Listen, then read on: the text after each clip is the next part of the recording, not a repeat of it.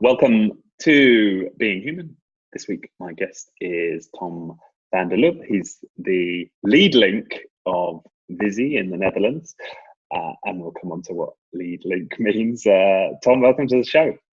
Thank you very much for inviting me. So we connected on LinkedIn. You've got a big interest in Holacracy, as we'll learn, and Holacracy has been a theme on the show. And for those who are not aware of what that is, we can get into that into the podcast. And you're a lead link for Viisi, your company, and which is one of the defined roles within the Holacracy system. And I thought what we do with this podcast is we can give people a brief illustration of what Holacracy is about for those who are unfamiliar with it, and then perhaps zoom out a bit and talk more broadly about how it's situated in I suppose in broader societal terms as a way of organizing people. So I thought it might be quite fun to show people, and this, for those who are listening to this show, you'll have to bear with, but for those watching, I thought I'd share my screen here and to give you just a very visceral view of how Holacracy is different. I'm going to share my screen here, and what I'm going to do is go to the Viisi website here, and I can click on Tom's profile like you might see on any other website, but then you get into Tom's roles, and one of them is lead link here, and then you can actually click in and see view all of your roles, and this is entirely public, so anybody can come to the website and see all of the roles that Tom is attached to, of which there are many. And so this is just a stark example of the transparency that operating in this way provides. So should we start with what the lead link role is, and then just a bit more of a sense of what we're looking at here with all of these roles here? Yeah, I mean, lead link always sounds strange because Holacracy has its own vocabulary. But let's say in the end, I'm the CEO of the company, and we'll dive into that deeper. And then let's say on this screen you see this different which is called circles. But in the end let's say if you talk about normal companies, it would be, let's say, the departments, or let's say people first as an example. That would be the HR department, or standing and branding would be, let's say, marketing, or that's the way it's organized. So because it has a different vocabulary, it sounds very interesting, but it's not different than other, let's say, company structures. The only thing is that you see much more roles, and a role is a part of a function. So you just split up a function, and that makes it more fluid. And the difference, let's say, between our company and probably a lot of Holacracy companies is that perhaps on the one hand, everybody can just go on the website and see it, and Glassrock is open, so this structure. And we probably have more roles, and there are two reasons for that. One reason is that from the beginning we said, okay, let's try to think really big.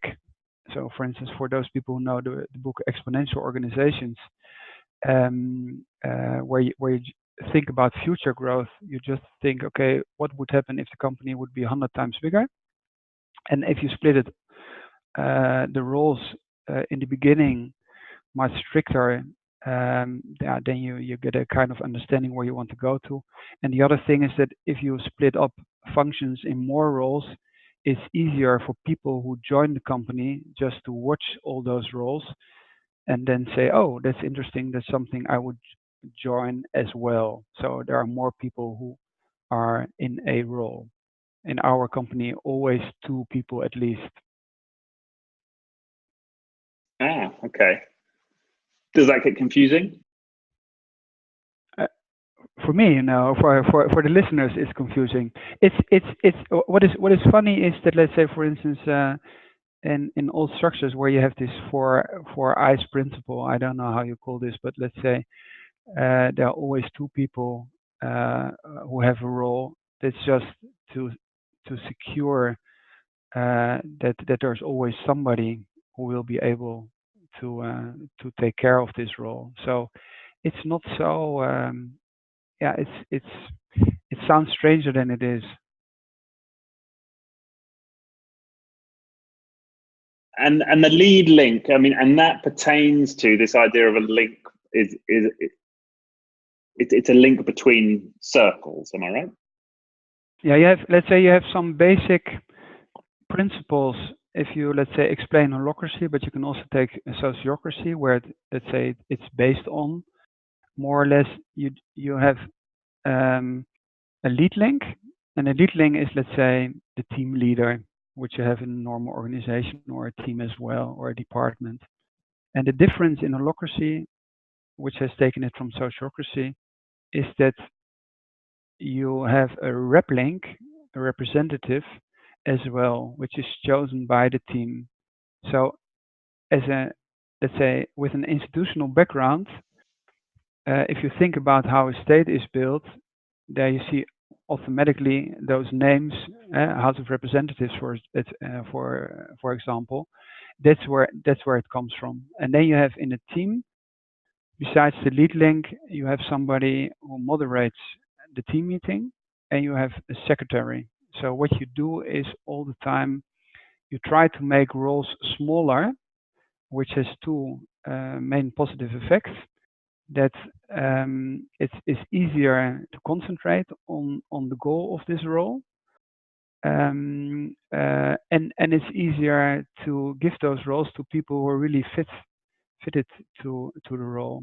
But that's also something which, let's say, in old structures always have been there as well. So if, let's say, a board of a foundation or a big company is let's say, if they have a meeting, then it also makes sense that there is a secretary taking care of the protocol. Or if there is a moderator, it's easier to concentrate on the subject of the meeting.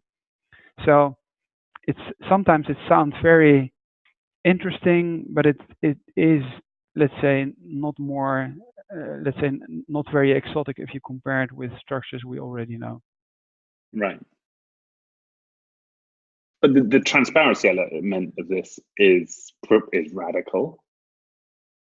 Would you not? Yeah, that's also funny. Let's say, for instance, because let's say I'm a historian, and let's say if you would compare, let's say, the way companies are managed, which is also funny. The word manage means from, let's say, horses. You say what they have to do, which is a strange word. If you compare it with how a state is built, it's let's say the way a state is built is much more advanced. Also, if you talk about transparency. So the example I often take is that if you talk about the sovereignty in the state, we found it totally normal that we can just follow the debate in the House of Commons or in Parliament. We can also even sit there and see how they debate. Even, for instance, they also split the roles there. And so somebody who is in charge of the protocol in the House of Commons and this kind of stuff. People are also making the protocol. So I would say if you know how states function, it's very comparable with that. And if you talk about, for instance, transparency, in the state there's a lot of transparency. We find it totally normal that we know how legislation is discussed, and we can find it.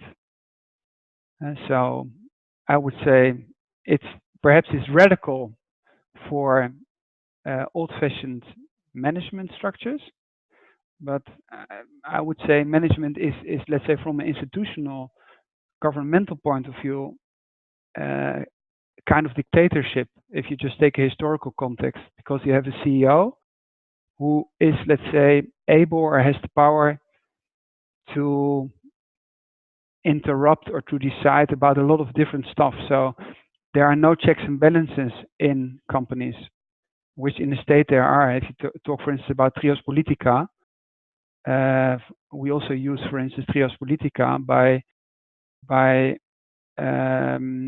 how shall I call this? Let's say you need distance, for instance, between what you normally would call HR and line management, and that's a huge problem in companies because line management often is much stronger than HR.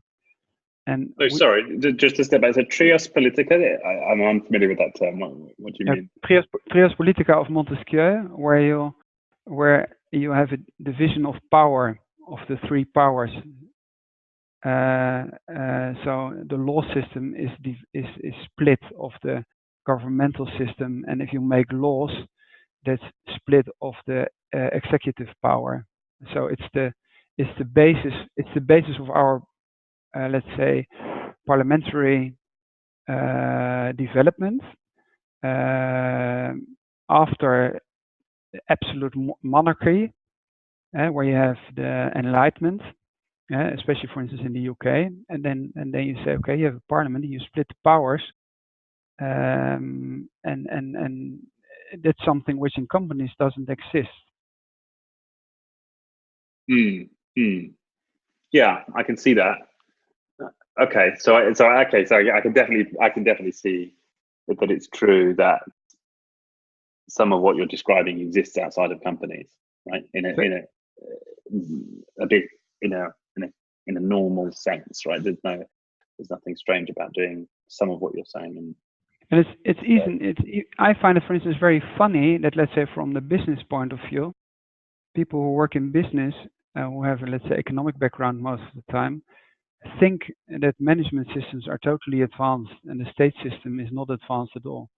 But it's exactly the opposite, which is also very understandable because management exists since 100 years. If you take Taylor, for instance, it's more or less 100 years ago, and the building of our state as a society is 2,000 or 2,500 years. So let's say building states, we had 20 times more time to think about what works and what doesn't work. So it's in a way it's very strange that even if you have all those words like RepLink, and everybody knows RepLink is representative, let's think, where does it come from? Or the meetings about in Holacracy, the meeting where there's a discussion about the roles and the accountabilities is called governance.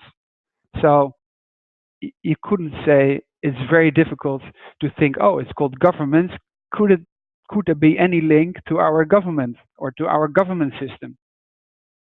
But I suppose what immediately comes up just viscerally is when I think about how badly governments suck at, doing a lot of things, right? And we think about, departments and queues and inefficiency and forms and bureaucracy and certainly those economies or societies that have become heavily state-run have woefully underperformed versus sort of free market economies. So how do we explain that? I don't really agree on that, although I'm an entrepreneur myself. So it's very easy to criticize certain things, but if you just watch society, if you talk about, let's say, the public infrastructure, if you talk about educational system, I mean, you can criticize this, but let's say the main infrastructure of a state in general works pretty well. So if I take, for instance, finance as an example, because I work in that field, I would consider it pretty arrogant of the financial industry to criticize the state and say they are inefficient. I would say the state is doing pretty well, but it has a different system. So it's in the state. It's not about how fast can you do legislation. It has to do with checks and balances. So sometimes exactly the opposite. But the way it's framed makes it difficult to argue against it. So if you say who is faster, yeah, then it's very simple, and you see it also in economic development. That in China you can easily decide how many fast train, let's say, connections you want to build. But if you have a democratic system with a House of Lords or a Senate, that's you can abolish it and then it becomes faster. But let's say from a historical perspective, there is a reason why we invented the Senate, because the Senate has a goal to slow down processes and to guarantee a democratic foundation of those laws. So it's and a state is not about efficiency. A state is about liberty. If you take the French Revolution, it's about equal opportunities, and it has to do something about solidarity. And that's something which, if you frame it like that, I would say the state is doing pretty well. For instance, being able to tax people and to redistribute, let's say, wealth is something which is extremely complicated, or avoiding wars and this kind of stuff. So depending on what the way you frame stuff, it's easy to win the discussion. Right.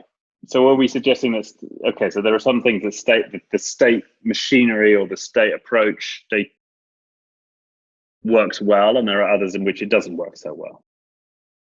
Yeah, I would, let's say, just take the whole idea of, I mean, you can criticize health, but just to keep running a health system in a country for millions and millions of people, or having a kind of public infrastructure, or I mean, you can criticize trains that they are too late, etc. But it's or streets, lightning, electricity, harbors. It doesn't matter what it is, and you can privatize sometimes the stuff. But I mean, you can make a political discussion out of it. You can say, for instance, especially if you take Northwestern Europe, Scandinavia, or you take Switzerland, etc.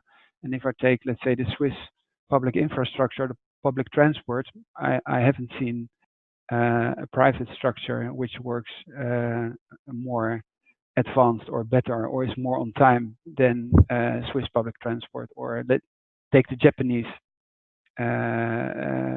traffic. So it's sometimes the way you frame it, I think it's not very fair, because the goal of society is totally different. It's also that you have to care about, let's say, people who have problems, about the weaker part of society. As a company, you don't have to. You can optimize all the time, hire the smartest and the most, let's say, the fastest people, etc. And if you don't like them anymore, you throw them out. Let's say if you talk about the Anglo-American model, that's something a state can't do. You can't say, okay, we don't like those people, put them on a ship somewhere. So it's just difficult to compare these kind of things. Right. Okay. But that's got me thinking, because if we take the case that there are some scenarios, some realms in which the private companies do a better job than, let's say, state departments, I suppose teasing out in which scenarios these dictatorship-like structures that we find in business are better than the more of the state approach, it gets interesting, doesn't it? It's, for instance, also interesting if you say, let's say, the most important goal of a company is to survive. Just see how long a company is able to survive. States do survive much longer, but it has to do with checks and balances. It also has to do with limitation of powers. And what's very interesting is that, for instance, people who write constitutions, if you take the American Constitution or other constitutions, those people were at that moment were very powerful. They had the, let's say, intelligence and also the humbleness to, for instance, say, no, you can only be chosen 2 times as a president in the US. So, and that's very smart. So you don't say at that moment, a CEO wouldn't start and say, I'm chosen as a CEO. I will just decide I will only stay for 8 years, because it's better for the company. Because at a certain point, especially when I'm doing very well, the chance of taking, let's say, too many high risk becomes bigger and bigger. So we should limit my period of time as a CEO to 8 years. Nobody does. But people who wrote the Constitution, they were clever enough to decide that for the common goal and for the long-term quality of the state, it's very important to limit power.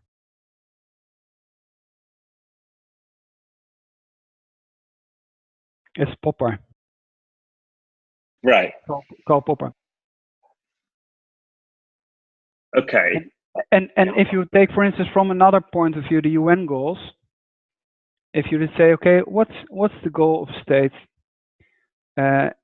Because it's also one reason I start to do more in let's say on media. If you just take the UN goals and say, okay, if we want to count or compare, and we take life expectancy, criminality, youth delinquency, social mobility, it's always the Scandinavian countries who are on the, let's say, first ranks. It's always 1, 2, 3, and 4. It doesn't matter if it's Sweden, Norway, Denmark, etc. So, and the slogan I like is, if, for instance, if you believe in the American dream, you should move to Denmark. And I'm not Danish, so. But if you take the UN goals, it's always Northwestern Europe, which is doesn't matter what statistics. How many people are in prison, death sentence, social welfare, health. It doesn't matter what you take. Life expectancy. I mean, it's going down in the US. So if you want to, and people from a business background, they always want to. They are very much focused on ranks or rankings and numbers, etc. Just take the UN goals, and then see let's say in what country they are going for gold. It's always Scandinavia. Right, but Scandinavia is still a mixed economy, right? I mean, it has I mean, a large part of those economies are controlled by the state and run by the state, but there's also a very significant portion of the economy that's run through private companies. Yeah, but there's the link also to holacracy. That, let's say, the thesis is that decentralized power and gaining, let's say, huge majorities in the end works best. That's where it is all about. So on the one hand, you have the idea that, let's say, taking decisions on a lower level makes sense to have them taken by the people themselves at this lower level, decentralized power. And the other thing is, it's about majorities, and it is about much more about the structures in the system and the values than about the leader. So if you, for instance, if you do interviews on leadership and strong leadership, I always say it's not about strong leadership, it's about strong structures. So if I would ask you, is there anybody who knows one of the presidents or chancellors of the 4 Scandinavian countries? Nobody can tell you ever. It's always the same. Nobody knows, because it has decentralized coalition governments where people have a very cooperative way of working together. I mean, you don't have to take the US at the moment, because at the moment it's very easy, but it's always about large majorities and working together and not against each other. And that's something which you also see in holacracy and the consent principle, that you try to integrate people, and that's something which is beyond democracy. So democracy is sometimes called the tyranny of the majority. And then you have the consent principle, which is just one step further, where you say, okay, that would be very easy now. Just say, okay, we have 60%, we decide, and we have won the election, and those 40% who is against, we don't care about them. And that's something which in holacracy, but also in this states, if you take, for instance, Scandinavia, but it's more continental Western Europe, that you say, oh, stop, yeah, that would be easy and just continue, but let's ask the 40%, what are the arguments against this decision? And then you try to integrate it. And that's called integrated decision making, for instance, in holacracy. And in Holacracy, you have this, let's say, different levels of decision making. That first people ask to understand where they are talking about, just that everybody has the same understanding, and first try to understand what you talk about, and also try to understand the other person. It's also something with in negotiating, you learn exactly the same. Then you ask critical questions, and then you criticize, I would call it, but like from a fundamental, more scientific point of view, and at a political point of view, being against because you want to be against. And then it's integrated, and then at the end, everybody is asked if you agree or not. And that's the consent principle, which I told you is for instance from the Quakers, where people sit in a circle, and what's the reason behind it? That you in the end want to have everybody on board. Right, but that agreement is particular in the sense that it's not that I agree that this is a good idea, it's that I agree I don't believe it will harm us, right? So it's yeah, but it depends a little bit. If somebody, for instance, it works in two directions. If you take a decision and somebody is against, and then in the beginning you have perhaps this feeling, okay, just we should continue, and why can't we just go fast? And then somebody says, hey, did you think about this thing? They say, oh, no, we didn't. That's good. And then you integrate it, then you have two positive effects. That the one who did the proposal says, oh, thank you very much. You thought a little bit further than I did at that moment. And the other one who let's say, brought this topic on the table, or criticized it in that way, if you integrate it in the right way, then somebody will also buy in to it, because somebody was able to contribute something to this proposal. And that's something which is very, very, very positive. But you also can see it, for instance, if you take the tradition of strikes in different countries. For instance, the Netherlands is a good example. You have a permanent way of negotiating going on between employers and then the labor unions and the state. And these are constitutional bodies for this. It's called socio-economic board and this kind of stuff. And there are people discussing with each other on a daily basis, more or less. It's not those owners of the factories and will go on the street and we'll kill them, or let's say this very extreme revolutionary approach, which, for instance, you have in France. You had it in the past, also a little bit in the UK. But for instance, in the Netherlands or Germany, there was always an integrated body of unions. If you, for instance, take the German car industry, etc., you never had any big problems. They just managed to work and to cooperate together. So it's a different cultural approach.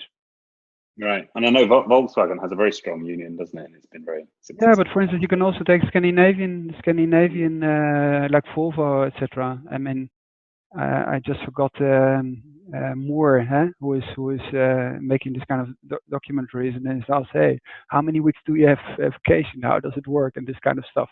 And this productivity is enormous. Right. But what about, I suppose, the seemingly obvious point that if we look at the American economy, mm-hmm. And where arguably there's less of a role for the state, and we have higher levels of, let's use the quote, dictatorship in the private companies, mm-hmm. They are very successful commercially, and a lot of our major success stories in recent past and in business have come from that culture.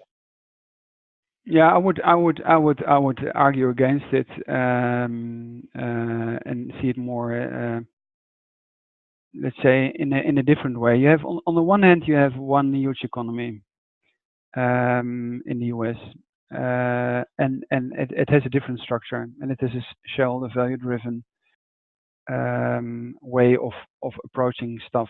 But there are a lot of people who say that if you take into account, let's say, taxes or social costs, etc., then, for instance, European companies are more productive.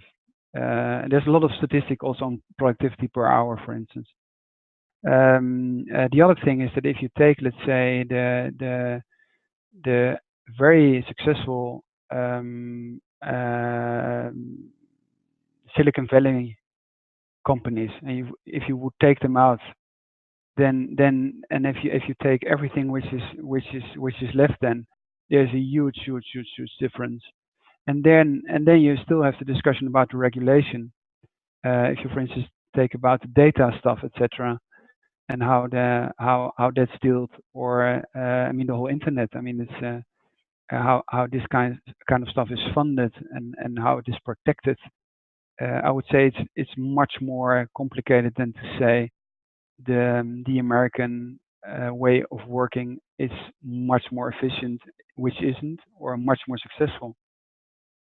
And you have, for instance, if you talk about, for instance, about the stock market, if you take, for instance, European countries like Germany, it's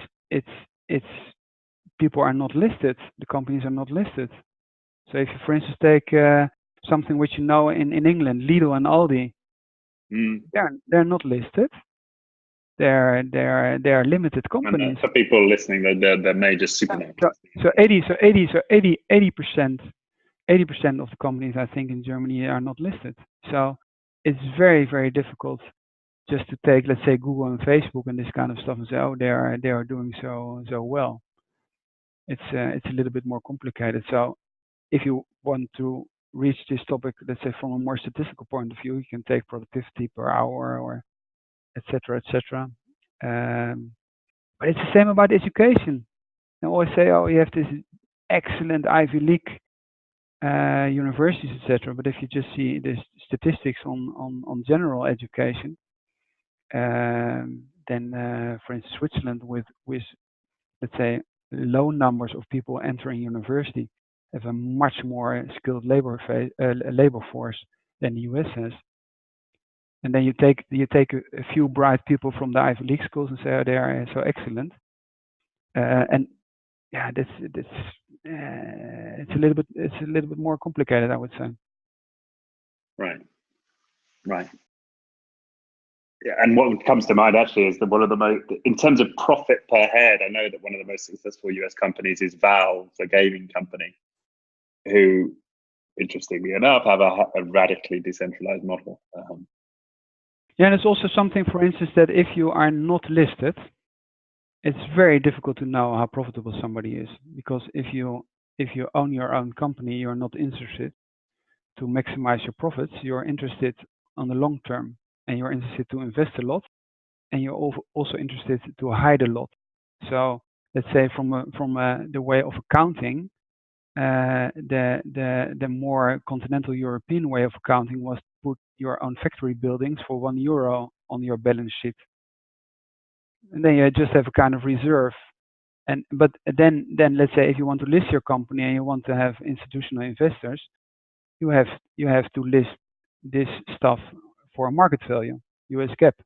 So it's really a little bit more complicated, I would say. Or for instance, also, let's say the value of public infrastructure.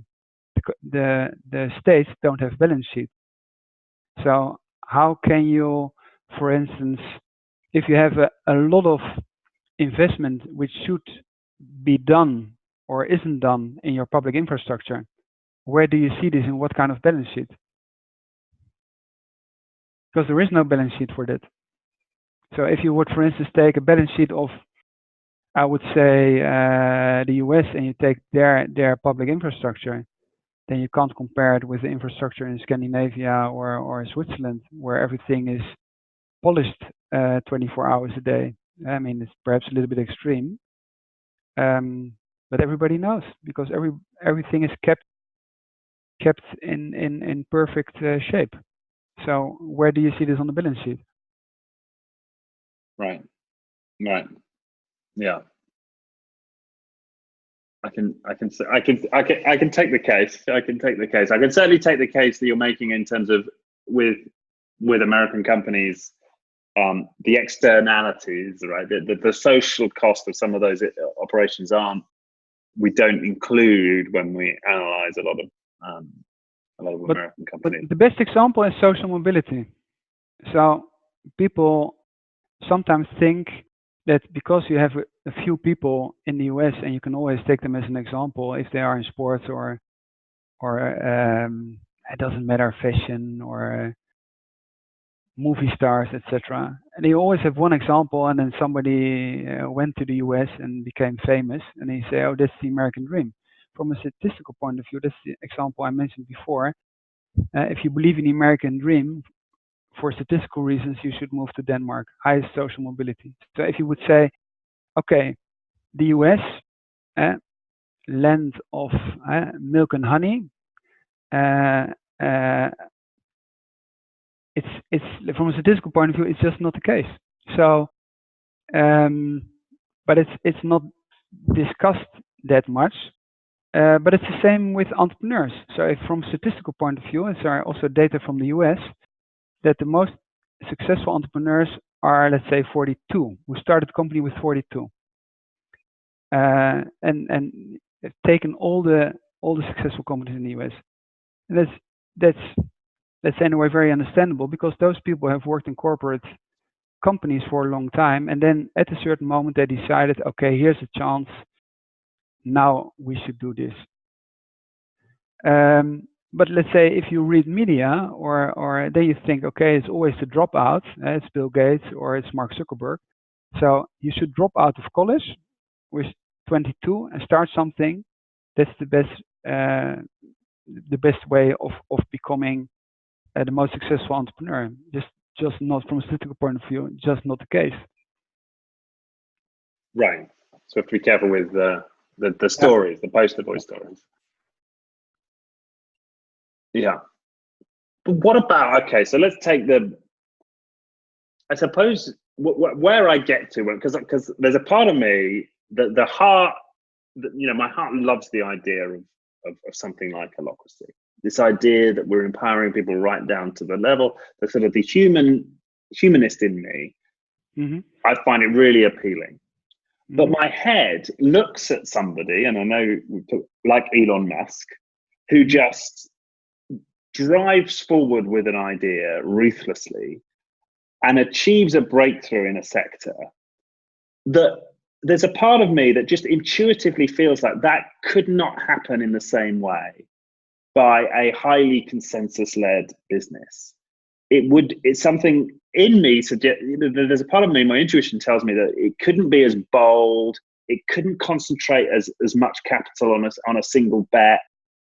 It wouldn't be able to break through in that way. I mean, do you have examples of companies who've, with these types of structures, more humane structures, let's say, that have been as accomplished in sort of innovation as some of these other companies, like say Musk's? Yeah. Also, we're again from a statistic point of view, it's always that you have this effect of somebody. If you talk about strong leadership, that's what I also. If you speak about politics, nobody knows the Swiss government or the Scandinavian government, and there you have exactly the same. So there's a professor in Germany. He's called Hermann Simon, and he wrote a book, Hidden Champions, and it's about small, medium-sized enterprises who became world market leaders in a certain segment. And you have a lot of, for instance, of those companies in the German-speaking area. And those companies, they're not interested to become well known. They don't like that. They just try to build something further. And there's a lot of niches. So, for instance, if you Google this, then you find a lot of those companies. So there again, you have to go back to statistics. And it's the same if you talk about for instance, employment. the idea that, let's say, big corporations or multinationals are the backbone of, let's say, economic society is also not the case.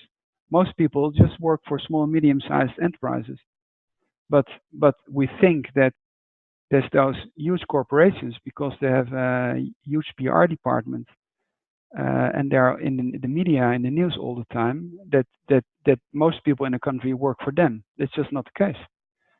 So, and depending on the country, you have differences. So I would always go back to statistics because there are a lot of people who perhaps doing well in a certain field, like, and Elon Musk is an example which everybody mentions nowadays. But it's very interesting what he's doing, but it's also, for instance, about taking risks. So you have the same, for instance, if you talk about investing, then everybody knows that women are doing much better because they're taking less risk. Or if you take about, for instance, leadership, we have the impression that if somebody is very self-confident, that it means that somebody also has a lot of competence. But it's even, the correlation is even the other way around. So and you can continue and continue for hours with those kind of examples. So yes, it can, for instance, be for a certain time that if you take a lot of risks, that you are successful. But the question always is, how long will you be successful? And depending on what you want, or also if you want to talk about it a lot, you have a totally different atmosphere, and also you see people just less in the press. For instance, take Aldi as an example, the supermarket chain. Those were two founders. There were even no pictures of those people. So, I mean, I don't know how many billion revenues they do, as an example, but let's say everybody would know Whole Foods and this kind of stuff. Yeah. I mean, you could just look it up. And I don't know if Aldi is known at the moment in UK. Yeah, and now it's known. But these were two brothers, and they divided Germany in two. And there were no pictures of those guys, and they didn't do any interviews. Or you have, for instance, a company like Bosch in Stuttgart, in southern part of Germany, which was put into a foundation, 40 billion revenues. When did you hear something about it? When they had the scandal about the car industry, but those companies, they just communicate. And then you have Musk. In a way, is a very nice example because it's a little bit like American politics. They tweet a lot, and Musk tweets a little bit too much, and that sometimes he gets in trouble. So yeah, just let's see what happens. I'm much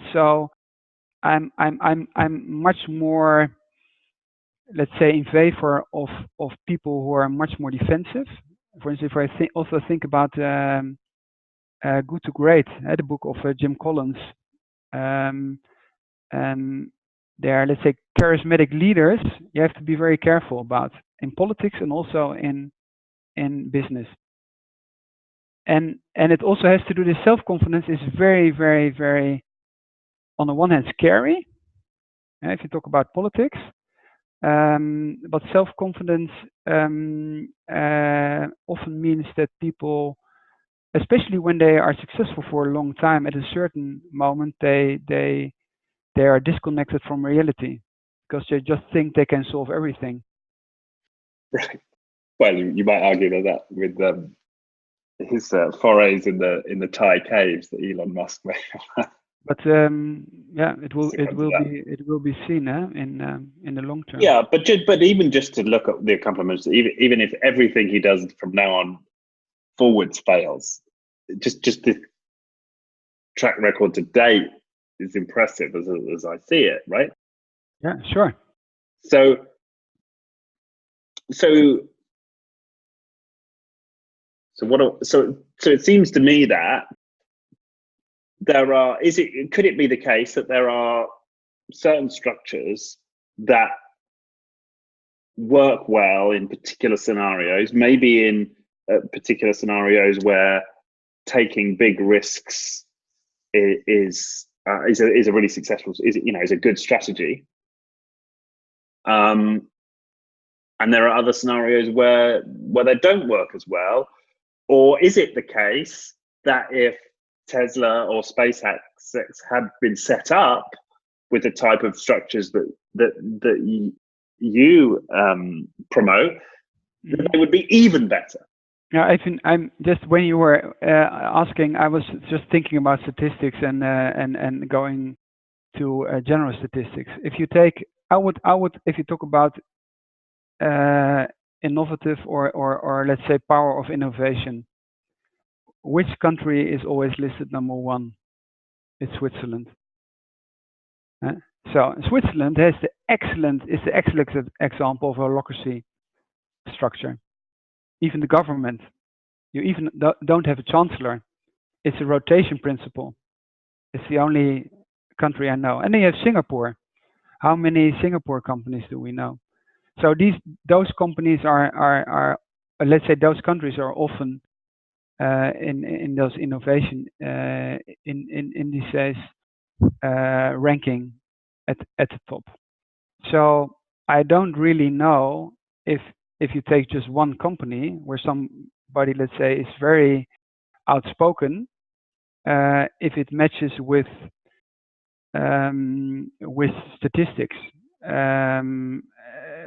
Let's say, I think in other fields, if you take, for instance, big data and this kind of stuff, or artificial intelligence, and I don't know if, let's say, Tesla is artificial intelligence, but if you would go more into that area, if you take Peter Thiel, etc., I would say, for instance, I find Peter Thiel much more interesting than Elon Musk, but that's perhaps another topic. But that's, I would always try to look for the data and also for clusters, because in the end, it's most of the time, on the long run, companies are successful in a cluster environment. So it's very, very, Silicon Valley is a very good example. And so it's always about ecosystems. It's a pharmaceutical ecosystem, or a med tech, or this kind of stuff. So it will be very, very interesting what happens. I mean, you can say, okay, software is eating everything, and then Tesla is not a car company but a software company, huh? So and then it would fit to this ecosystem. But I'm not so sure how it will continue. And sometimes it also has to do with governmental structures, or if you take, for instance, data as an example. So the science often says that, for instance, strong leadership is important when you have a crisis situation. Because then somebody, and I'm not even sure if that's the case. So if you, I mean, you can do research on that, and then you end up, especially in war structures. And then, for instance, the Second World War is a very good example. I mean, Germany was defeated because, let's say, the Americans or the Allied forces were able to continue. But if you just see battlefield statistics, the Germans until the end of the war were more productive. Terrible thing, and they had decentralized structures. So I'm not really, I don't really, if the strong leader is also in a crisis situation, is the best solution. I think that, for instance, if you talk about, if you have to close down a factory or lay off 20% of the people, there's also research done on that if you open a discussion with all the people and you say, okay, at the moment we have to lay off 20%, how shall we solve it? That the outcome is that people start to discuss, and they find out that certain people are willing to, let's say, work less for a certain period of time, and there is a huge solidarity. So it's not you have the one strong guy who takes the Excel sheet and just says, okay, those 20%, it's kind of a consultancy exercise. No, you discuss it openly with your people, radical transparency, say we have a problem. We have, I don't know, we don't sell enough cars at the moment. How shall we solve it? And then there's also research done on that. And then, which is funny, then after a certain period of time, when people are able to survive this kind of crisis, they're getting the people back who were laid off in the past, or they say, okay, shall we throw out 20% of our colleagues, or shall we decide we all work 80%? Mm. And let's say the continental European approach is we all work 80%. And let's just see who will be in trouble when you work 80%. And then you have, let's say, somebody who is, I don't know, needs the income because somebody raises his or her children alone. And then people say, okay, my wife or my husband also has a very well paid job. I can go to 70% or 60%. So even if you take about crisis situations, I'm not quite sure if the strong leader who solves the problem for other people is the best solution.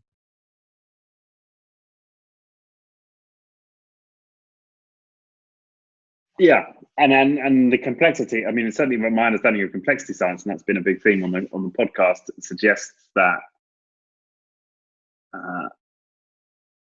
entertaining a diversity of views, seeking out fringe solutions, broadening the scanning range of potential opportunities for action, all of that makes sense. Understanding what's emerging in the system, right, and being tuned into that. But you see it again also in politics. A better way to solve problems. Yeah. If you talk, for instance, about elections, the question we also get, because we went further than Holacracy, we have chosen lead links. So the only lead link who's not chosen yet is me, because we started on the level of the circles and the teams to elect with the primus inter pares as a rotation leadership structure. So let's say, for example, you have a team of 4 people, and it's a little bit like you have in other structures, like Scrum or Agile structures, where you say, so who has the best skills to coordinate the work which has to be done in this team? And in our company, there are no difference in salaries between those people in the teams. That's based on work experience, and then the people choose the person who, to their point of view, is most suited for the job. And we, as a, let's say, company which is pretty advanced, I don't know if it's the right word, but let's say experiments a lot with this kind of solutions, we always ask, yeah, but then people will choose somebody who is very weak, etc. It's not the case at all. So especially because this rotation principle means that somebody does this role for half a year and then the next one is in charge, which something is which you also know from, let's say, private life. So if you have friends and you have to organize a trip every year, and you have to do this again and again, then you will criticize your colleague, perhaps a little bit, but you say, okay, next year I have to organize the trip.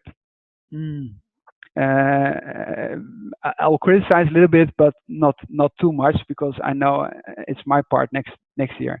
And there's something which is, let's say, is horizontal feedback. There's also something people know, that peer-to-peer feedback is much stronger than vertical feedback, and chosen leadership is much stronger than if, let's say, the CEO of the company or the lead link, also in Holacracy, decides who should be in charge of the team. But we always get those questions, and then as a historian I say, we didn't invent it. It's called primus inter pares, and it was invented by Pericles in the Greek state of Athens 2,000 years ago, and there's a reason for that. Or in the Roman Empire, the smallest army structure, the one who was in charge was also chosen. I think 7 people or something like that was chosen by the fellow soldiers. So and I find, let's say, if you just start from zero and you think, okay, if somebody who should be the leader and who should have leadership skills, what makes more sense? That somebody from outside of this team decides who's best suited? Or does it make sense that those people who are in the circle themselves decide who will be the best? And this rotation principle, why is this done? Exactly for the reasons I just gave. That the way of treating each other is different when you know it's your turn afterwards. So I find it very funny that a lot of these things which we implemented are seen as exotic. I would say the other way around is very exotic.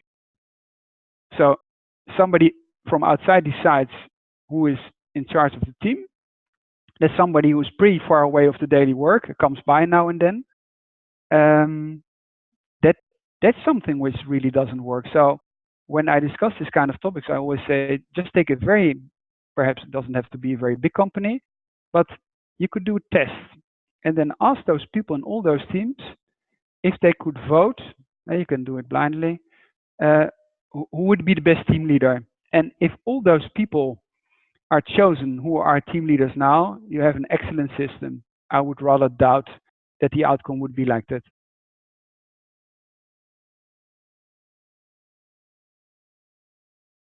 Yeah, and I suppose what I'm getting here is as I just digest what you're saying is that there are examples of really badly run states. You know, you might say the Soviet Union or Venezuela right now, and they become that's what often sort of comes to mind when I think about, you know, heavily state-run state-run economies or societies.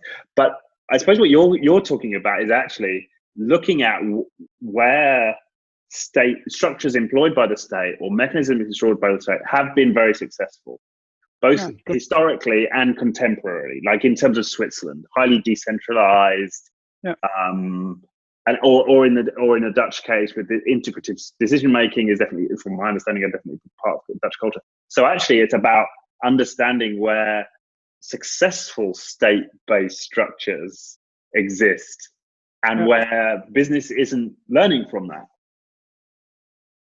Yeah, that's what I would say, but it's nothing new. I mean, if you take a state, you have different levels of decision making. So it's very normal, and I mean, Switzerland is an extreme example.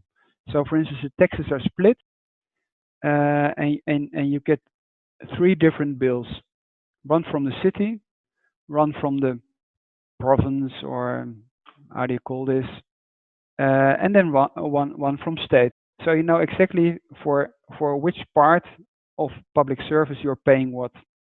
And then on the lowest level, you always have a closed household. So if too much money is spent, they raise the taxes next year in this village or city. Excellent.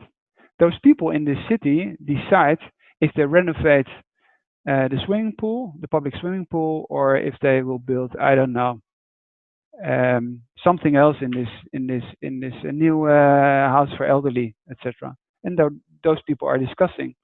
So, and you know what the public investments, what they cost. So people have to vote for this. So then they say, okay, shall we build a new parking space under the opera that costs 60 million in Zurich? And then you have to vote for this. Shall we or shall we not? So you can't complain afterwards that the state is spending your tax money because you voted for it. Excellent system. So what I find very, very strange is that for instance, I didn't learn this stuff in university, although I studied political science as well and the different systems. The Swiss government, for instance, has 6 or 7 people. They have a rotation principle. And the problem is, it's always very difficult to invite the Chancellor because they don't have. So and primus inter pares means this, you have a speaker, but everybody is equal. It's a totally different system. But it's something, let's say, the old trading cities, Hanse, which you had, let's say, in the Netherlands and going up to Scandinavia, or also cities like Hamburg, they had exactly the same primus inter pares principles. And it's taken more or less from the cities which were governed by the citizens themselves. So it's a republican principle. It's not a monarchy principle or an absolute principle. So these are structures which come from, let's say, it's a trading tradition where citizens in a city decide and govern the cities themselves. That's the historic background. Let's say if you take the last centuries, but it's much older. But you also have it in the Middle Ages, of those people who are of certain professions dealing with the topics together.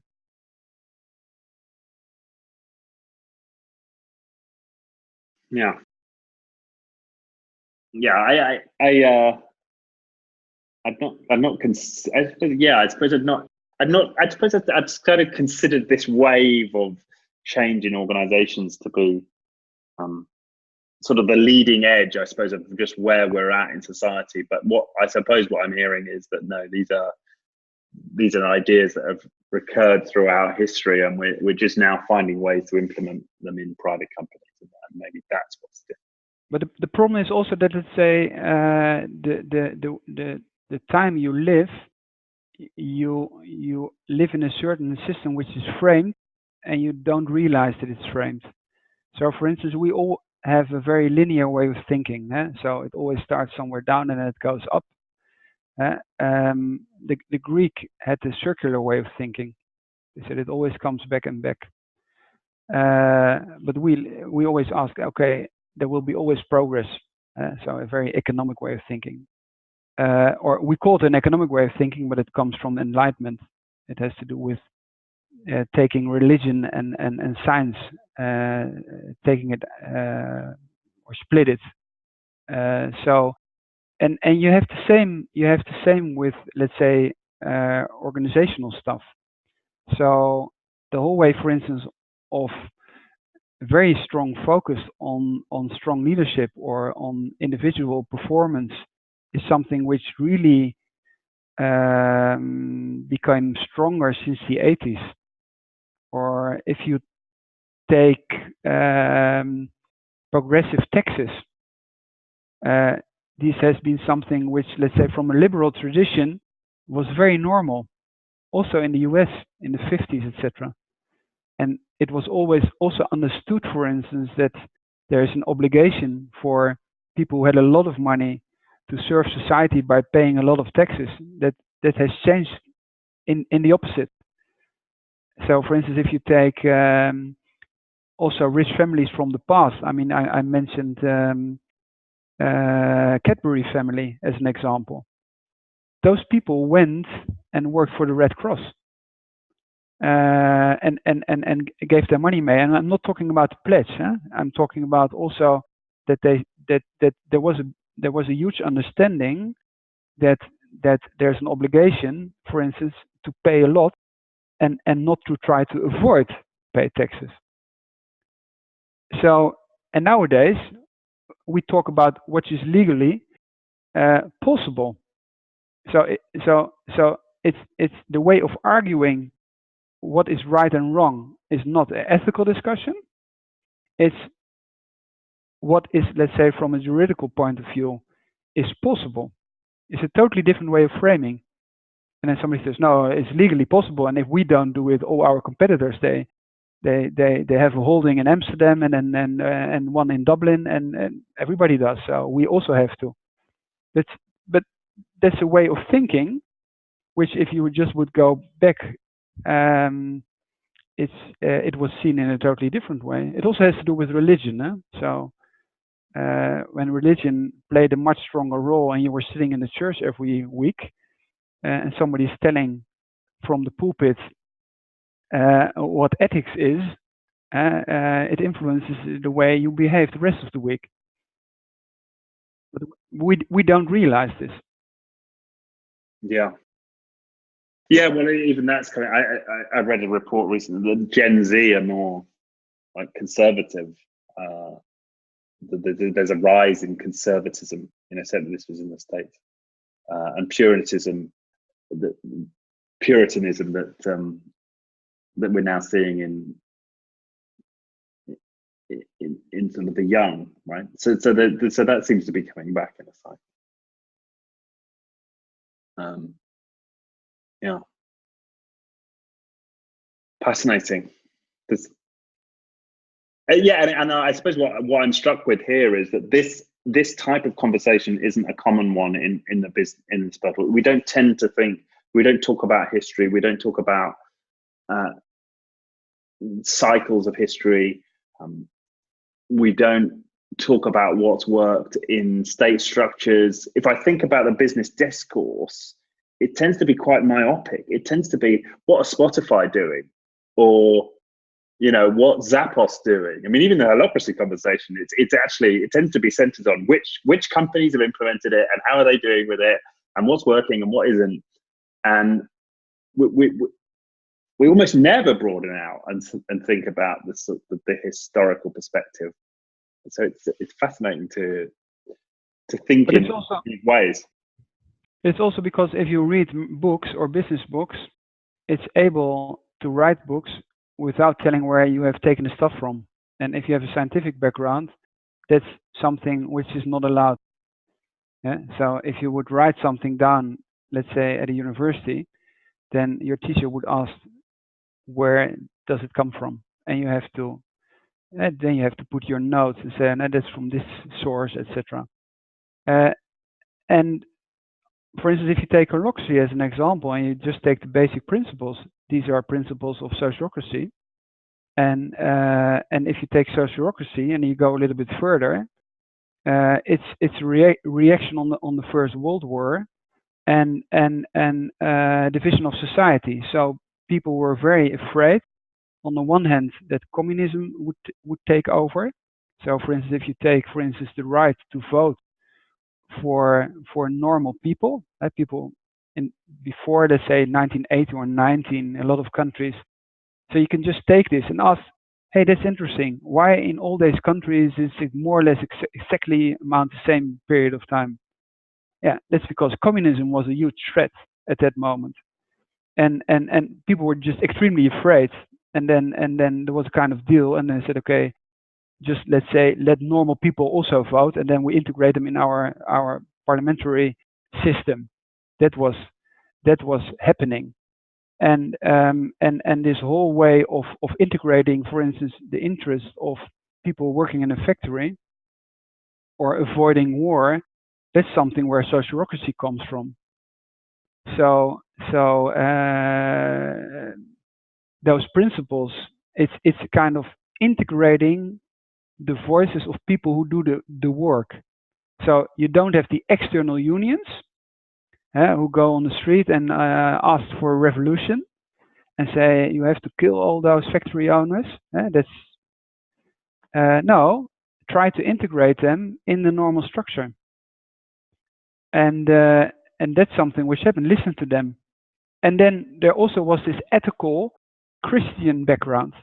So you also have this village in England, I forgot the name of it, which was founded by the Cadbury family, where those company owners all started to build houses and schools and hospitals and this kind of stuff. It's all the same period. Yeah. Yeah, and that's something which, for instance, nowadays, they build huge headquarters, but they don't say, okay, let's build huge villages with gardens and schools for our people. Or when they do it because they want to attract talent. But it's not from a Christian or ethical attitude. I don't know what was it word view. It was called is I don't know. It's called Beauville or something like that. In the Cadbury family did. The Bourneville. Yeah, Bourneville. So and you have a lot of these kind of things. It's just not it's not an exception. You have it everywhere. Or they installed pension funds for their people. Or they said, okay, when somebody is hurt by machinery, etc., there should be a solution for that. but it also has to do with the Christian background. Those people went into church on Sundays. And the other thing was just, okay, if we care about them, they can't. Perhaps communism is not so attractive anymore.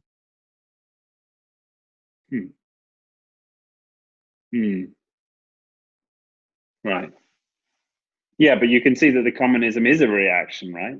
It is a reaction if workers feel like they're oppressed and they feel like they're not listened to. And you mean when did the people in France go on the streets? On the one hand, you abolish, let's say, taxes on wealth, and on the other hand, you raise taxes on, I think it was petrol in this case, but you raise something. In the past, they raised the taxes on bread.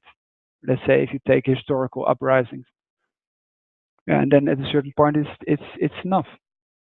And after but it's exactly the same with the international bodies. For instance, the UN Charter.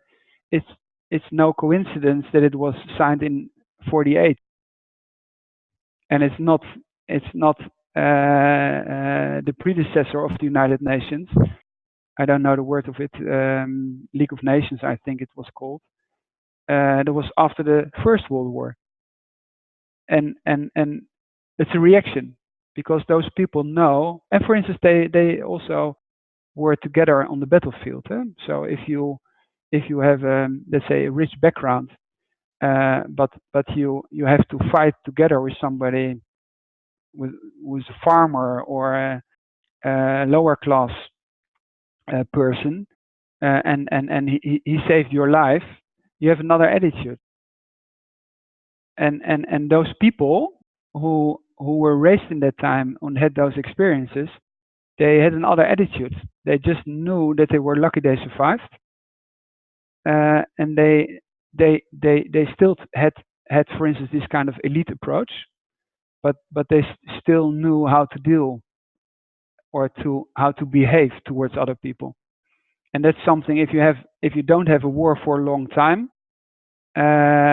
people tend to forget this. It's not our topic. I mean, I suppose what's emerging for me now is the possibility that the rise of the Corbyn, the hard left in the UK, and Alexander Cortez in the States, and sort of the rise of the socialism with a sort of a capital S.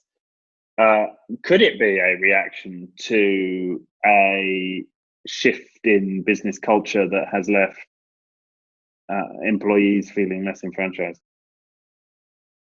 Yeah. Also, let's say from a statistical point of view, I mean, since the 80s, purchasing power of people who earned money didn't rise, but the profits become bigger and bigger. So it's something which is, let's say, from a historical point of view, happens again and again, and it's a very sad thing because systematic tendencies are the same every time. So and it's let's say it would be in your own interest to spend more, let's say, on the welfare state, because otherwise the pitchforks are coming, that's what it's called. So yeah, and I can see that. So sorry, I can see that, and I can absolutely see that as the statist response or the state's response. But when I think about it in company terms, it seems to me that a structure like the one that you're putting in place for Viisi is less likely to result in excess profit taking at the top of the structure,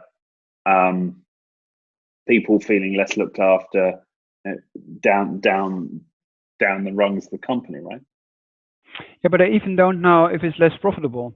So, and then, for instance, you can. No, I'm not saying less profitable. I'm saying less profit taking by the top. Yes, but I even yes, that would be the case.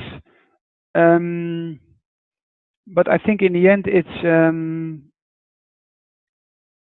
it's just another way of approaching things. So I think that, for instance, if you can, let's say the basic need of people is security.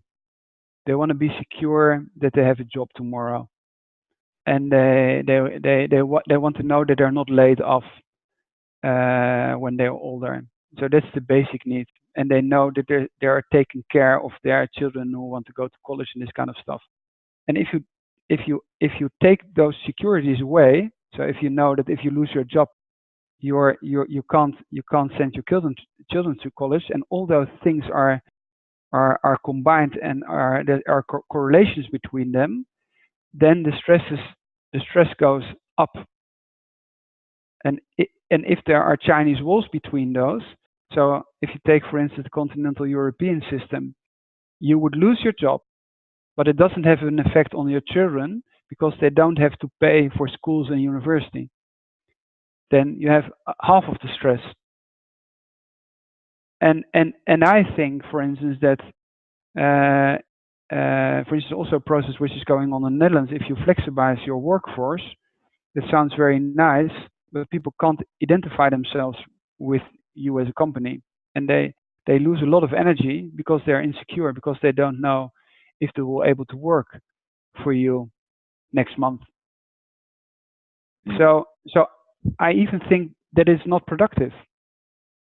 So sometimes decisions are taken. It's a little bit like leadership or choosing leadership and this kind of things that people think that something is much more productive or you would earn more money, but from a statistical point of view, I even don't think that's the case. And then you are again with productivity per person, but perhaps we are comparing things which you can't compare, because a lot of things you can't calculate. I mean, you can't say, okay, how many people are sick and this kind of stuff, but can you measure the stress of parents who, let's say, don't know if they can afford to send their children to university? Can you count this? I don't know. I would say in the end, it ends up in the life expectancy and the let's say the health, the quality of life, and that is something you can measure.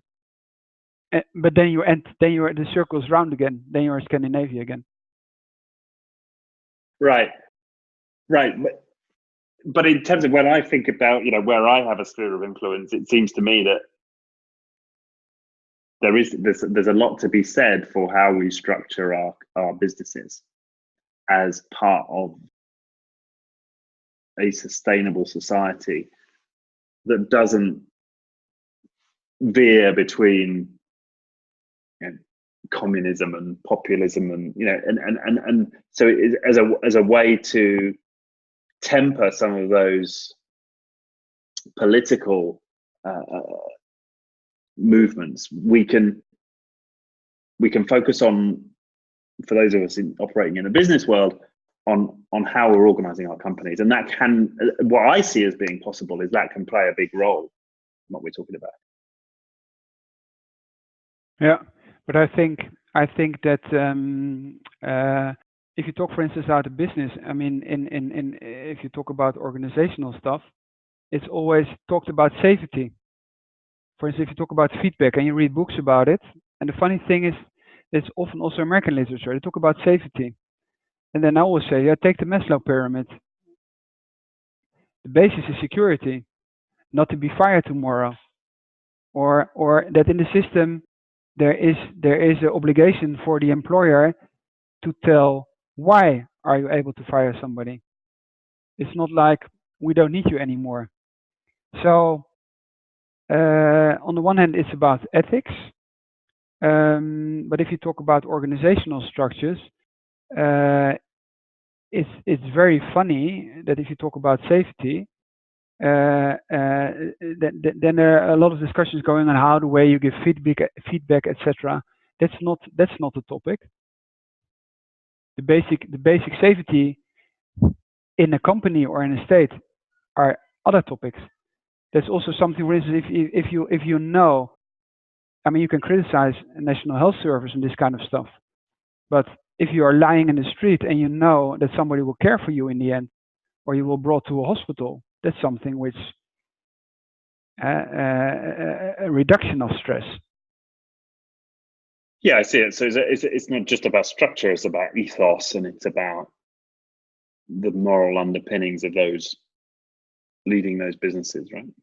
Yeah, and what you see is then that, let's say, the commitment of people, if you can get, I wouldn't say guarantee, but if you can deliver this kind of security or safety, and let's say in a state you would say security, and then you would say, do you trust your government? It's also measured all the time, also Scandinavia again, and they trust their government, and in other countries exactly the opposite. Or are you able just to cross the street or walk through a city at night and this kind of stuff, feel secure? But in a company, you have exactly the same. It's about safety. Are you able to give feedback each other, or do you have to fear that you're thrown out the next day? How's your salary? What is the percentage of your salary is a kind of bonus structure, and how fair is the bonus? Everybody knows. No, bonus is not about fairness. It's not about it. It's politics in a lot of cases. People are complaining about it all the time. So I would say basic need of people is safety or security, and then camaraderie or collective interest or caring for each other. Let's say but that's also kind of view. You have this X and Epsilon theory. I forgot the name of the American scientist, and it depends on how do you what's your view in the world. Do you think that theory and why? Yeah. Yeah. So why? And I think that people, let's say the starting point is that people care for each other and want to work together and want to work on something, let's say, which makes sense. People are not profit maximizers in that way. Right. But well, that resonates with your point about religion, right? And people going to church on a Sunday. You're encouraged to see God in everybody, right? Yeah, but you have it in religion, you have it in humanism, but you can also take very, let's say, simple examples of people who are able or willing to spend hours playing with little children in a soccer club, or doing nice things in their own time, without getting paid at all. So I find it really interesting that a lot of things work in private life where people help each other, which is seen as totally common, and then people think that if you talk about organizations that it's a bunch of egoists. Are they called egoists? Yeah, egoists. Yeah. And people who are only maximizing their own profits, which is not the case. Which is, let's say, from a social point of view, also very understandable, because if you would only maximize your own situation, you are not accepted by your colleagues. So if people have studied anthropology, they would say the most important thing is being accepted by the people around you. So for instance, if you are an asshole with friends, then you're just thrown out of the club or in your family. And they say, sorry, but we're family, but there are certain limits. And that's why I also think that there's so much research done on peer-to-peer feedback, and you can organize this. So if you have a daily stand-up, and you talk to each other and say, okay, how shall we leverage the work, and do we have too much, or can you take something, etc. People are willing to help each other. So I think also holacracy or sociocracy is in a way a very human way of leveling the work which has to be done together, and then you can do this in daily stand-ups, etc. But the deeper fundament is that people want to be accepted in a group, and they are honest to each other. Yeah, I completely buy that, and can absolutely see it, having worked a lot in the agile community and seeing how a lot of these similar types of structures work so effectively. But I suppose what I'm getting out of this conversation is that there's something even behind that, which has people feel motivated to try and set those structures up in the first place. And that's something about regaining our humanity on an individual level, and seeing businesses as a vehicle for creating humane environments that offer mutual respect and care for others, as a sort of extension of that personal humanity, that ultimately then has a transformative effect on society and doesn't have people running to radical ideologies to solve their problems. I mean, I see this in a much broader context here than just what's a good way to organize your business, right? The funny thing is that you also see it, that what I find very interesting is that in the American model, if I would call it like that, you maximize profits, for instance, as a company owner, and then afterwards you spend it. Why do you spend it? It's also, let's say, if you go back to anthropology, they want the acceptance of the group. That's the mechanism which is there, because if you wouldn't care about it, you don't have to give it away. But the starting point would be to do less harm. Yeah, so those extreme examples are: you earn a lot of money owning Coca-Cola shares, and then you spend it afterwards to a diabetes foundation. I would say the starting point would be to avoid diabetes. Diabetes, and that's something in a way which is, let's say, if you just take about companies, is the millennial generation, let's say, is much clearer on that. They don't maximize their salary because they say we can't identify ourselves with the purpose or the mission of the company. So in Netherlands there was a topic that the Technical University of Delft, which is seen as one of the best technical universities, the best students are not willing to work for Shell anymore, and you can earn a huge amount of money at Shell because they just don't want anymore. So they don't maximize their profit. They don't say, I maximize my profit, we all want to work for Shell. No, we don't want. We want to do less harm. They want to save the world, and they probably want to work for the ocean cleanup and solve the problems of the world, or try to save this world. So I think this very strong human approach is in every individual. In the end, everybody wants to go to work together with nice people you can trust. But if you come with a different system and you say to somebody, I install you as a leader, and you have 10 people, and at the end of the year you are allowed to give 3 of them a bonus,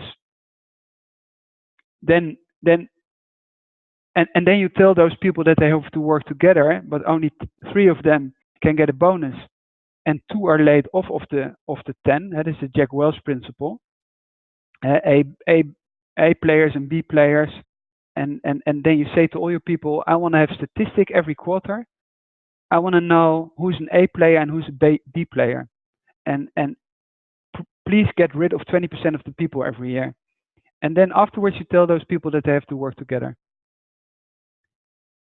But yeah, I mean, it's not a recipe for productivity. Yeah, but let's say people who do it differently have to explain how you can run a company on a, let's say in a productive way if you don't have bonuses.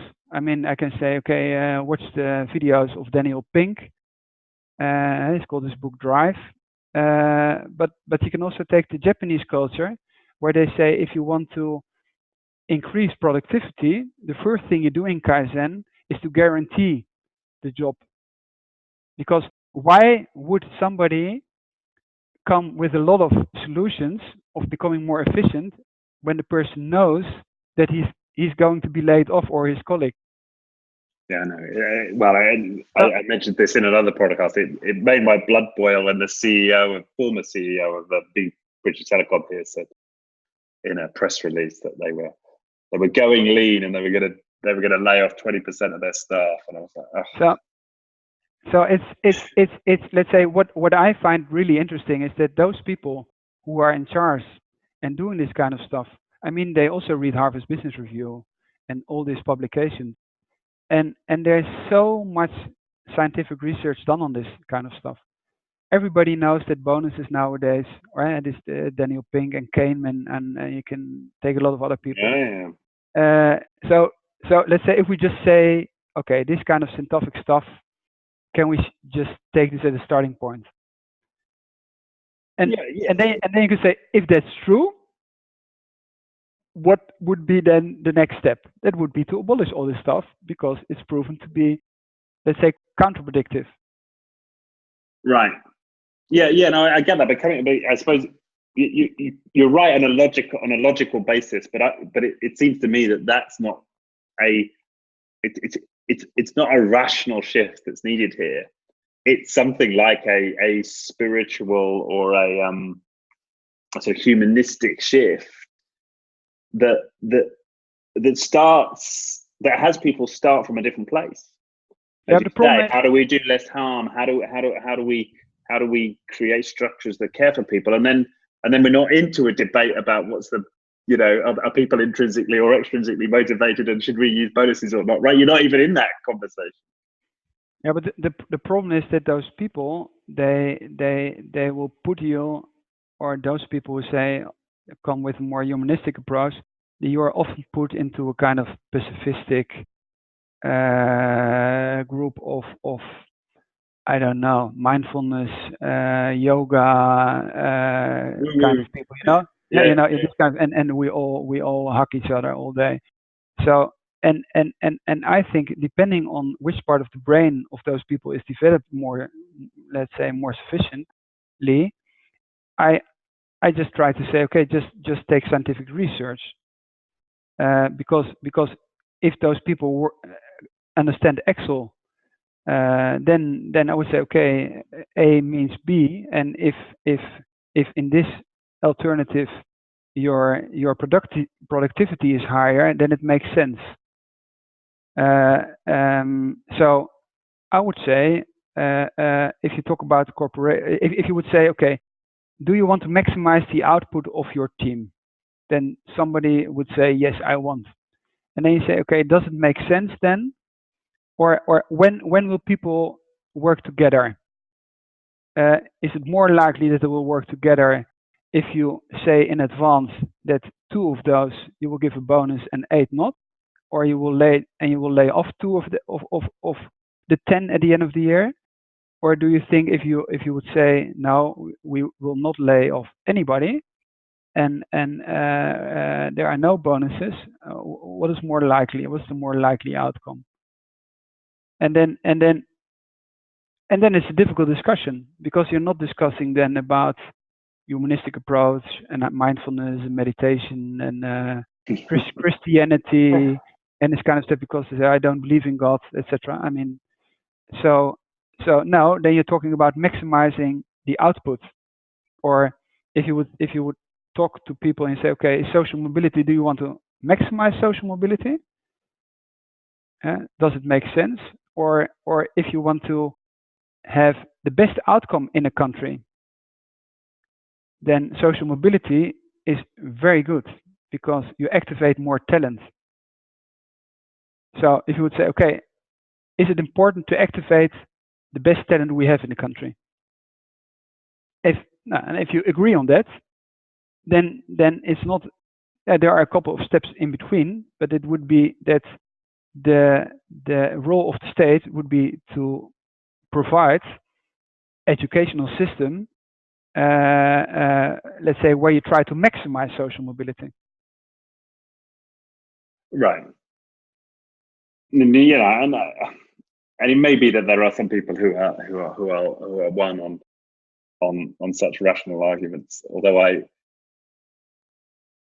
suppose I also understand from my own reading It's that it's ultimately our emotion. It's our emotional responses to those arguments that will have us pick whatever rationale we choose in order to reinforce our existing beliefs.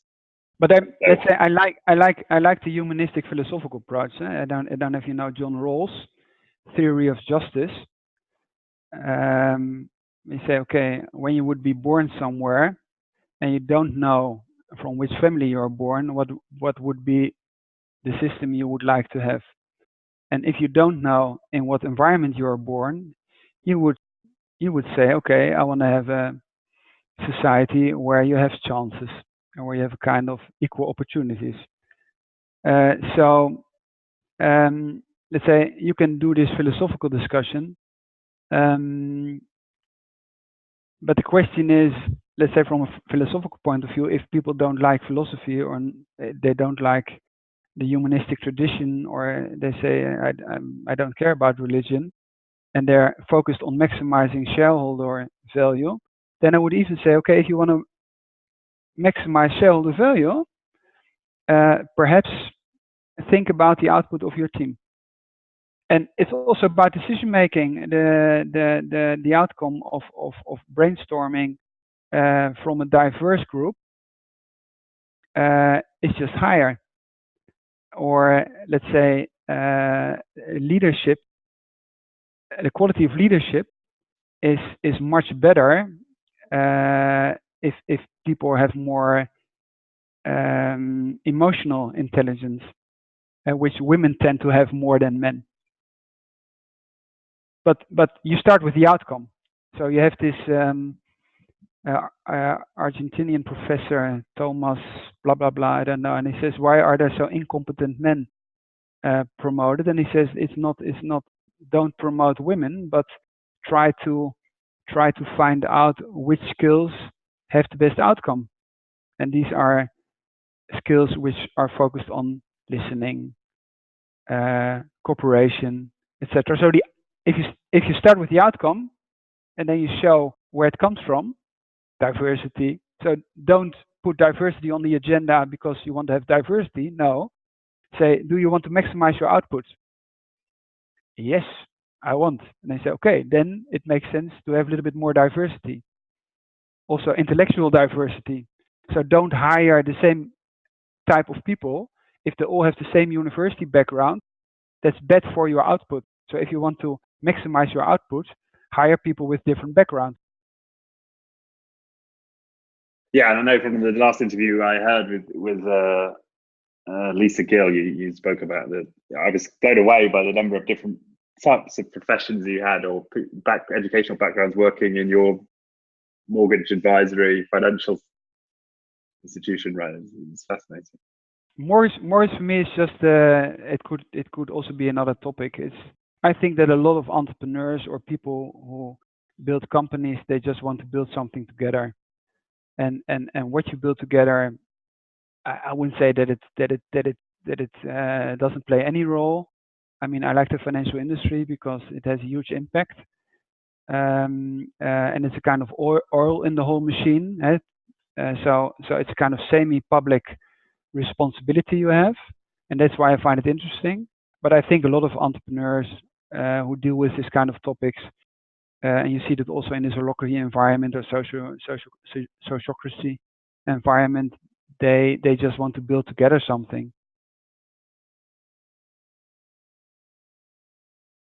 Okay. Well, we've been going for a long time, Tom. This is I think you have to just cut half of it and then see if. No. I'm very happy I'm not your cutter. No. Well, we don't edit it. We might take a few clips out, but the show goes out unedited. Great. Yeah, this has been very expansive for me. It's really helped me think more broadly in terms of what we're talking about here. It's so common for me to get into the detail of these structures and these processes, and even just confining it to the business world. But it's been I've really appreciated our ability to to scan out. I'm the problem is that I'm always all over the place. So and going in all directions. So there are a lot of people when you listen to podcasts, they have one topic, and then you listen to 3 interviews, and they are very let's say disciplined in telling their story. And the problem is that depending on who I'm talking to or what somebody's background is or somebody's interest, I can end up in Greek philosophy or in it doesn't matter what topic, and that sometimes makes it a little difficult. But I like the podcast format much better than, for instance, written articles. Also, when I listen myself to podcasts, because it's much broader and you can really go into certain subjects on a much deeper level. Yeah. Oh yeah. No, I think it's a revolutionary technology. It feels like it's something that maybe not as impactful as the printing press, but it's certainly I think we'll look back at podcasting as having had a massive impact on culture. Yeah, I also liked your Handelsbanken, and we didn't mention Handelsbanken. It's also a very, very good example. And so we're discussing about shareholder value and American system. I should have mentioned this example because we emailed on this. If you take Handelsbanken, which banks survived the financial crisis? Exactly. So and then you should ask, is there a kind of logic? So let's just take all the banks who survived the financial crisis. In the Netherlands, it was the Rabobank. It was the bank with the cooperative structure. The 2 other banks were bust. They had to be saved by the government. And the funny thing is that Rabobank is in a transition because they said no, it's too complicated, your decentralized structure, but they survived the financial crisis. If you take the Scandinavian banks, they also did much better. But it's also trusting decentralized power. At Handelsbanken, those people in the branches themselves decide if they take the risk or not. Yeah, and this is consistent. On the balance sheet. And we also touched on this before we came on. Nicholas Taleb and the anti-fragile philosophy, and but it's anyway, that's another. So many interesting topics. Okay, well, Richard, thank you so much for your time. So we really have to catch up whenever you are in Amsterdam or Zurich, or just let me know. Okay, so you're some of your times in Zurich. The problem is I live in Zurich because my family is here. The problem. I have a good problem to have. I have a very, very bad feeling about this because I think climate change is the biggest problem we have. So I fly too much. Okay, but that's another topic. Okay. All right. Enjoy. Okay. Thank you so much. Yeah. You too. Thanks for your time. Thank you. Bye.